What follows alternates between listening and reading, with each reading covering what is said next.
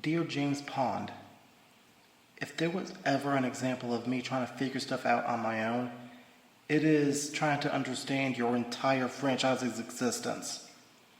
First off, I'll just say I've only played the second game, and I didn't even know there was others until I was well past 20. And I didn't even know that I was playing a sequel because screw the backstory, right? Look, I don't care. Super James Pond 2, or just Super James Pond in general, was my original, and I'll call it as such. But your original game for me was one of the first things I've played when I was extremely young. Many years ago, when I first started playing with my Super Nintendo, I remember your game with Sunset Riders, Mega Man X, and even Jungle Book, just to name a few.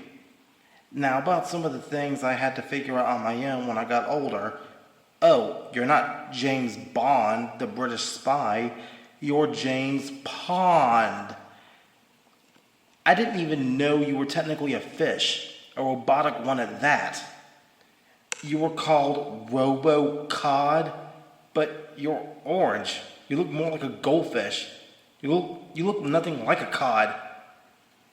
It's not like your game had any cutscenes or a story to understand anything right away, because another thing I had to figure out on my own is how it's technically Christmas themed and you're at the North Pole fighting evil toys. Santa even showed up at the very end. Despite how fun your game was, looking back, it's wild to look back and trying to understand most of it by memory. So somehow, I'm supposed to believe an angry car got blown up because a robotic fish jumped on top of it. Okay, that's believable.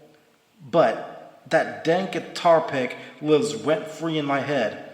I had to keep finding a way to manually slide it myself without falling to my death. Your background art was insane. Like, the blue and purple gradient in the teddy bear section was dope. And I still think that you had the Monopoly Man staring into my soul. Now, I'm trying to understand how bathtub equals flight.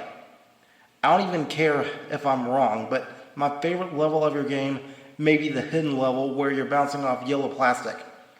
All these years, my brother and I kept calling it the cheese level. It's cheese to us, dang it! Thank you for the absurd gaming memories. Sincerely, James.